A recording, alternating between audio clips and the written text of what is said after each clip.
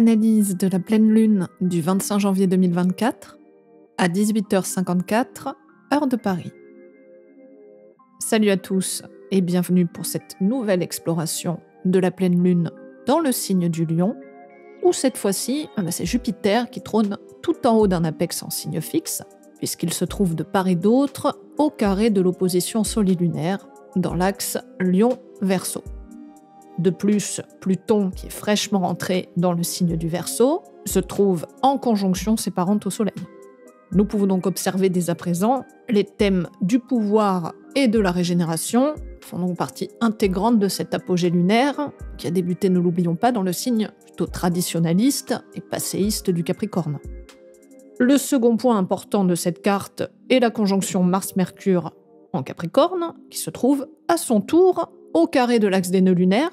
Il y a donc une sorte de redite avec les aspects de la nouvelle lune, ce qui méritera bien évidemment toute notre attention. Alors, je ne vais pas tergiverser plus longtemps, puisque nous allons creuser tout ça. Commençons de ce pas avec conscience et ouverture. La pleine lune se trouve sur le 5e degré 15 du Lion. Son degré sabian nous dit « Une jeune hippie s'en prend à une dame très vieux jeu ». La dominante est l'obligation de dépasser notre subordination au mode sur le plan des règles, tant morales que vestimentaires. Cette scène nous invite non seulement à réfléchir sur les dynamiques individuelles, mais également à plonger dans les profondeurs des tensions générationnelles. Nous sommes témoins d'un conflit symbolique puissant, où le nouveau et l'ancien s'affrontent, incarnant la lutte entre la jeune génération progressiste et l'ancienne génération beaucoup plus conservatrice. Cette représentation symbolique, bien que métaphorique, résonne étonnamment avec la réalité contemporaine qui dévoile le fossé grandissant entre un monde agonisant et un nouveau monde en émergence. Alors, au niveau individuel, ce degré pourrait nous inciter à dépasser les limites imposées par la société. Elle éveille en nous un appel profond à comprendre et à gérer les conflits, souvent nichés dans les replis de notre être. La jeune hippie, icône d'idéaux progressistes, s'oppose à la dame très vieux jeu, le symbole d'une vision plus traditionnelle du monde. Alors avant même de scruter ces dynamiques dans notre environnement, nous pourrions prendre le temps de sonder où réside ce conflit en chacun de nous. Examinons nos propres croyances et normes et explorons les possibilités de croissance personnelle. Collectivement, nous naviguons au cœur d'une crise culturelle et sociale marquée par ce conflit générationnel, qu'il soit symbolique ou réel. Nous assistons à une remise en question des normes établies, à une lutte entre le passé et le futur. Cette tension devient encore plus cruciale à l'approche de la conjonction entre Jupiter et Uranus en Taureau en avril prochain, ce qui promet des bouleversements majeurs dans notre compréhension des structures sociales et politiques, tout comme la seconde incursion de Pluton en Verseau qui s'est faite le 21 janvier. Philosophiquement, ce conflit peut éveiller la nécessité de remettre en question les perspectives établies pour explorer de nouvelles voies. Ce degré nous rappelle donc avec puissance que le progrès exige souvent des confrontations, des débats et des ajustements. L'essence de cet appel à l'évolution réside dans la relativité des valeurs sociales, ce qui souligne que nos perceptions des valeurs et des normes sont fluides, changeantes, et qu'elles dépendent inévitablement du contexte individuel de chacun. Ainsi, explorons la flexibilité de nos propres convictions et embrassons la diversité des expériences humaines. Plus spirituellement, cette dynamique symbolique souligne l'importance de la compassion et de la compréhension dans nos interactions. Cela va au-delà du seul conflit intergénérationnel qui s'étend à nos relations avec ceux dont les perspectives diffèrent des nôtres. Il y a donc un appel profond à transcender les barrières du jugement, et pour cela, une remise en question est fondamentale. Dans le majestueux signe du Lion, cette pleine lune yang et fixe de feu déploie une énergie passionnée, ce qui signale le point culminant d'un cycle débuté sous l'influence pragmatique du Capricorne. À ce stade, les thèmes du leadership, de la créativité et de la reconnaissance individuelle peuvent atteindre leur apogée, ce qui nous incite à une réflexion approfondie sur leur impact dans nos vies. Chacun d'entre nous, en fonction de la position du Lion dans notre thème astral, et du Soleil également, se trouve à un carrefour propice à l'affirmation de soi, à l'exploration de nos talents uniques et à la quête de reconnaissance pour nos contributions personnelles. C'est donc une période propice pour embrasser et exprimer notre essence authentique, pour prendre des initiatives et oser briller, ou je dirais plutôt rayonner, libérer des contraintes sociales. Le lion met en lumière le désir intrinsèque d'être reconnu et de célébrer notre singularité. Cela dit, avec le soleil maître de cette lune résidant en Verseau, signe axé sur la collectivité, l'équilibre entre l'individuel et le collectif revêt une importance cruciale. Les dirigeants politiques ou les figures d'autorité représentées par le lion pourraient ressentir la pression de répondre à un besoin croissant de changement et de davantage d'horizontalité au sein de la société. La confiance traditionnelle en une hiérarchie verticale pourrait être mise à l'épreuve, générant des tensions entre les dirigeants et la volonté populaire. L'émergence de l'idée d'une démocratie directe, par exemple, où chaque voix compte, devient impérative, ce qui symbolise un défi pour les modèles hiérarchiques traditionnels au profit d'une approche plus égalitaire et collaborative. Donc cette première pleine lune de 2024 éclaire notre chemin vers un changement radical. Le conflit entre le vieux monde déclinant et le nouveau monde émergent s'intensifie, ce qui nous interroge sur la légitimité de l'autorité traditionnelle. Il suffit de le voir dans le monde politique actuellement. Dans cette tourmente, notre véritable espoir réside peut-être dans le courage de réclamer notre souveraineté individuelle. Un appel lancé dès la nouvelle lune en Capricorne. Alors sommes-nous prêts à relever ce défi et à devenir nos propres leaders dans ce monde tourné vers la collectivité? Et si oui, comment? En nous fondant dans la masse ou en cultivant chacun notre propre singularité? Ces interrogations cruciales révèlent que l'individualisme du passé doit céder la place à une considération beaucoup plus vaste des autres et de ce qui nous entoure. En cette ère de transformation, la clé réside peut-être dans l'introspection profonde et dans le retour à notre propre boussole intérieure. Alors, avant de prétendre décider pour tous, engageons-nous plutôt à décider d'abord pour nous-mêmes. Si nous portons des responsabilités, consultons et respectons les opinions des autres. Le lion nous enseigne que la véritable gouvernance n'est pas imposée de manière unilatérale, mais émerge d'une écoute attentive, d'un respect mutuel et d'une connexion authentique avec les réalités de chacun. Il y a donc un appel vibrant à une démocratie renouvelée, où chaque voix compte, ce qui forme les fondations d'un avenir où la décision commune est éclairée, équitable et véritablement partagée.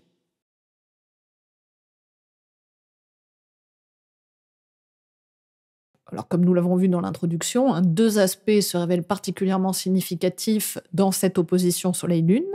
D'une part, nous avons la conjonction séparante entre le Soleil et Pluton, Pluton étant récemment arrivé dans le Verseau, ce qui crée naturellement une opposition avec la Lune en Lion juste en face.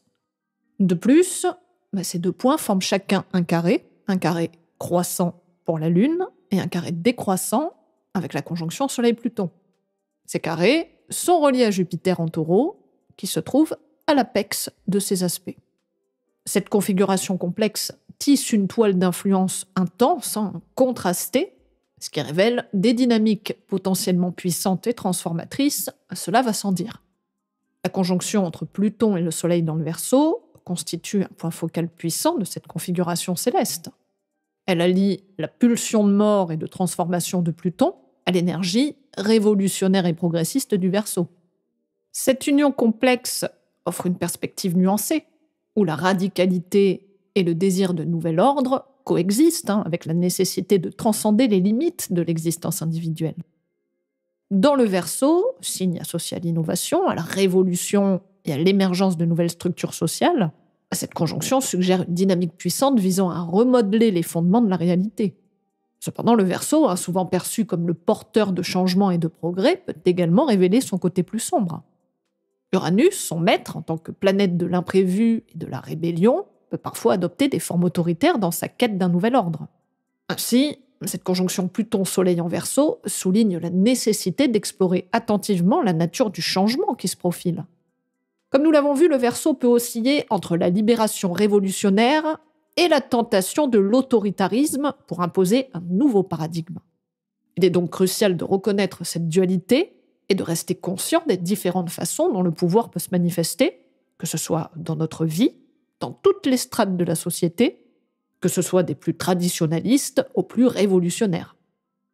La symbolique de Pluton, également liée à la survie, prend une dimension puissante. L'instinct de préservation devient une force motrice intense lorsque tout ce que nous croyons contrôler posséder et diriger semble se déliter. Cette configuration peut être vécue de différentes manières, mais au cœur de nos sociétés, le pouvoir, même menacé, sait s'adapter et se présenter sous de nouveaux visages avec une déconcertante aisance. Le masque d'invisibilité d'Hadès peut induire en erreur. L'agitation observée depuis le début de l'année, notamment sur la scène politique, peut être perçue comme un écran de fumée. Il est donc essentiel de se rappeler que lors de la nouvelle lune, Mercure formait un carré décroissant à Neptune, ce qui nous invitait à la prudence face à un manque de clarté évident, aussi bien à l'extérieur qu'à l'intérieur. Notons également l'aspect passéiste, voire parfois complètement désuet du Capricorne, où a débuté ce cycle, qui, s'il s'élève bien plus haut que le reste du monde, peut certes faire preuve d'une certaine sagesse, mais plus négativement, être complètement à côté de la plaque. Durant cette pleine lune, l'idée est d'aborder la conjonction Soleil-Pluton en sachant redescendre, ce qui implique de comprendre au plus près des réalités actuelles touchant la globalité du monde et des gens qu'il constitue. Alors redescendre signifie également faire descendre ce que nous avons construit de manière très individualiste, que ce soit en expérience, en réflexion ou en maturité. Je souligne cette notion de verticalité à redéfinir radicalement de manière de plus en plus puissante au cours de cette année. Dès ce début d'année, nous sommes fortement confrontés à ces notions, et ce cycle lunaire nous offre l'occasion de poser les bases, de voir ce qui ne peut plus continuer. Alors avec cette pleine lune en Lion, il ne s'agit pas forcément de s'adapter, mais de créer, et avec le Verseau, d'innover. La vieille maxime du « on fait du neuf avec du vieux » ne tient pas ici. Au contraire, nous devons repartir d'un pied neuf. Ce n'est pas simplement en changeant les costumes, les masques ou les artifices que nous serons en mesure de suivre le courant. Nous devons tout transformer. Et c'est là la véritable gageure, c'est vrai. Mais le courage, n'est-ce pas l'apanage du lion lumineux, plutôt que l'arrogance et le repli sur soi? Cette pleine lune en Lion, face à cette conjonction ambivalente entre vie et mort, renforce l'intensité des énergies à l'œuvre, où les forces de la passion, de la créativité et du leadership s'opposent à celles de la transformation profonde, de la régénération et de la résurgence. Le lion, en quête de connaissance et de rayonnement, se dresse devant le Verseau, qui lui est porteur d'une révolution potentiellement radicale. Ces énergies très contrastées vont forcément générer une tension palpable, ce qui mettra forcément en lumière la nécessité de trouver un équilibre entre l'expression individuelle et le changement collectif. Donc nous ne devons pas oublier d'honorer nos besoins légitimes de rayonnement et de souveraineté, car même au sein des changements qui échappent à notre contrôle, des potentialités insoupçonnées mais bien réelles peuvent émerger. Symboliquement, cette opposition entre la pleine lune en Lion et la conjonction Soleil-Pluton dans le Verseau nous invite à ajuster la lumière qui guide nos vies. Les anciens éclairages risquent d'aveugler ceux qui hésitent à élever leur conscience pour répondre aux exigences de notre époque. Alors plutôt que de nous blâmer si nous ne maîtrisons pas encore pleinement cette transition, aspirons au moins à commencer à nous y adapter, car ça vient, c'est déjà présent, nous pouvons déjà le sentir, et cette année, ça va se manifester et fort. En observant Jupiter positionné au sommet de ce double carré et jouant le rôle d'apex, plusieurs aspects clés émergent. Jupiter en Taureau apporte son influence sur les interactions entre le Soleil et Pluton et la Lune. Le Taureau, signe gouverné par Vénus, est souvent associé à la stabilité, à la sécurité matérielle et à une certaine résistance au changement. Donc, Jupiter en transit à travers ce signe amplifie ces tendances, créant ainsi un contexte où les valeurs traditionnelles, la thésaurisation, la préservation des acquis peuvent prendre une importance prépondérante. Ce placement de Jupiter dans le Taureau souligne aussi une possible défaillance de l'audace, ou du moins une audace mal dirigée, mal canalisée. Il se peut que dans la quête de sécurité et de stabilité, l'élan vers des changements révolutionnaires et radicaux soit entravé, ce qui peut se manifester par une résistance à abandonner des schémas obsolètes et une préférence pour les structures établies, même si celles-ci se révèlent complètement inadéquates face aux transformations nécessaires. La nature excessive, mais parfois obstinée du Taureau, très butée, peut contribuer à un excès d'hubris, où les valeurs matérielles, économiques et traditionnelles peuvent être poussées à l'extrême. Alors cela va forcément créer des tensions, en particulier en ces temps où les changements sociétaux et économiques sont inévitables. En considérant l'aspect individuel, cette configuration peut également indiquer une résistance personnelle au changement, une préférence pour la sécurité au détriment de la nouveauté, et une tendance à s'accrocher au connu plutôt qu'à explorer de nouveaux horizons. Afin de contrer ces penchants excessifs, cette figure où l'apex est en taureau doit se tourner vers le scorpion, où Pluton exerce sa maîtrise. L'énergie du scorpion encourage le lâcher-prise, l'acceptation de la transformation et la libération de l'attachement excessif aux éléments matériels.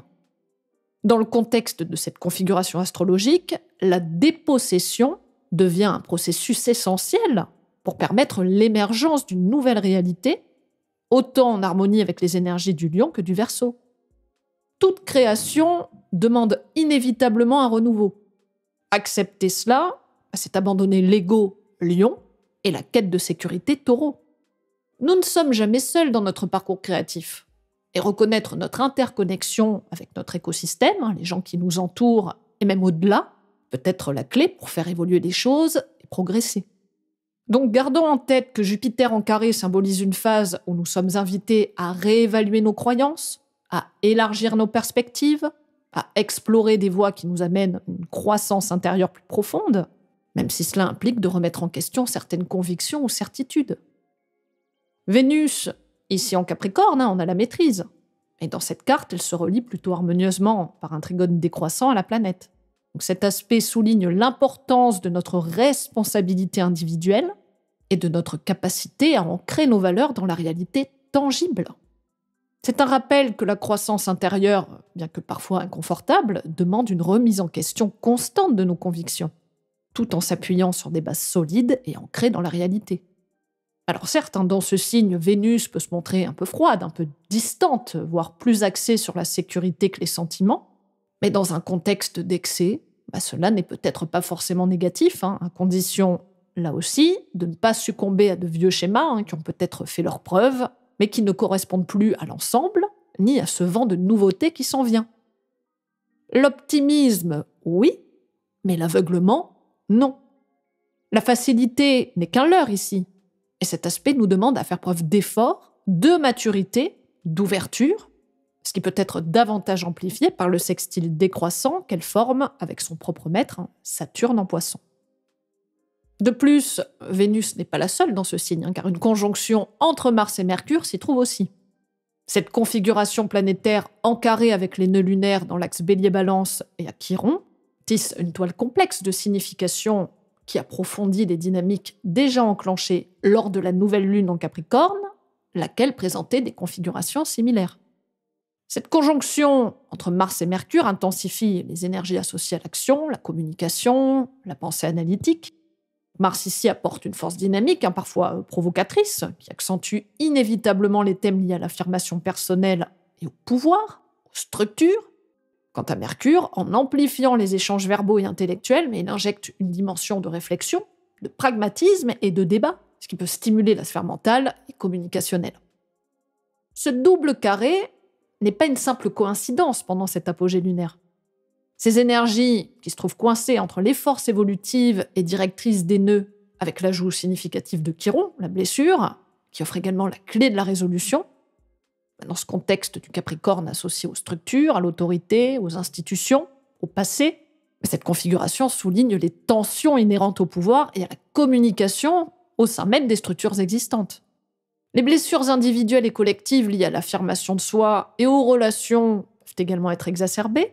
Ainsi, il devient crucial de s'interroger sur la manière dont nous pouvons, à ce point précis, œuvrer vers une ouverture de conscience pour éviter de subir ou de faire subir trop de contraintes pendant cette période transitoire. Mars n'est que le bras armé du Soleil. Son but, son seul et vrai but, est de servir. Et puisque le Soleil est en Verseau, c'est au nom de quelque chose d'innovant et de plus grand que lui-même. Alors certes, cette configuration peut susciter des frictions, des défis, voire parfois de la frustration. Tout ceci n'est qu'un passage, mais il doit nous permettre de revoir nos méthodes. Alors si celle-ci passe par les mots, le mental, c'est que nous devons là encore faire preuve de maturité, de responsabilité dans nos faits et gestes. Tout changement doit reposer sur des bases saines et solides, et au vu des configurations, ce moment demande peut-être encore quelques ajustements, voire une révolution totale si nous en avons le courage et l'audace. Ce qui est tout à fait accessible grâce au trigone décroissant à Uranus qui relie la conjonction Mars-Mercure.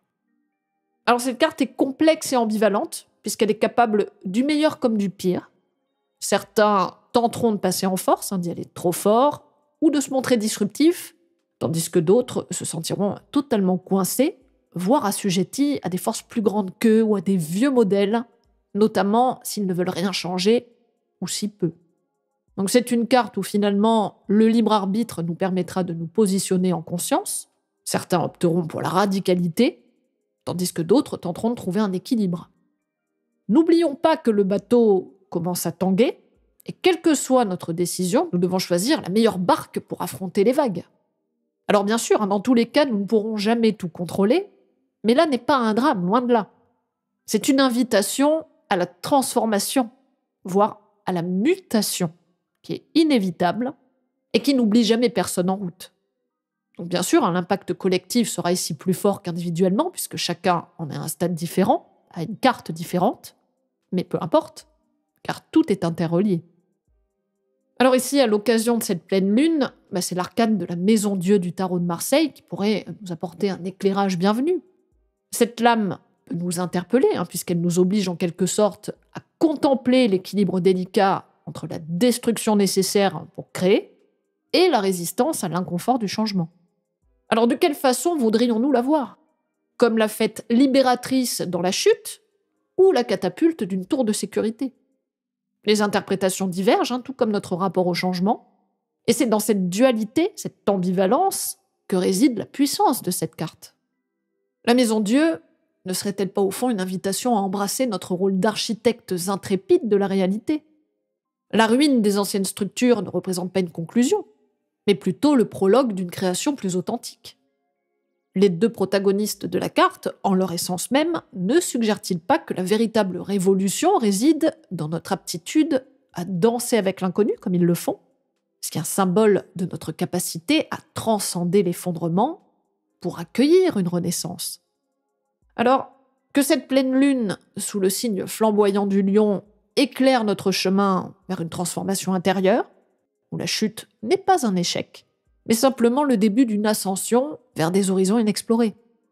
Alors tout ce que nous pouvons nous souhaiter, c'est que nous puissions, telles des étoiles filantes, traverser le ciel de l'incertitude, avec la certitude que chaque éclat est une promesse de renouveau. Et nous voilà arrivés à la fin de cette analyse.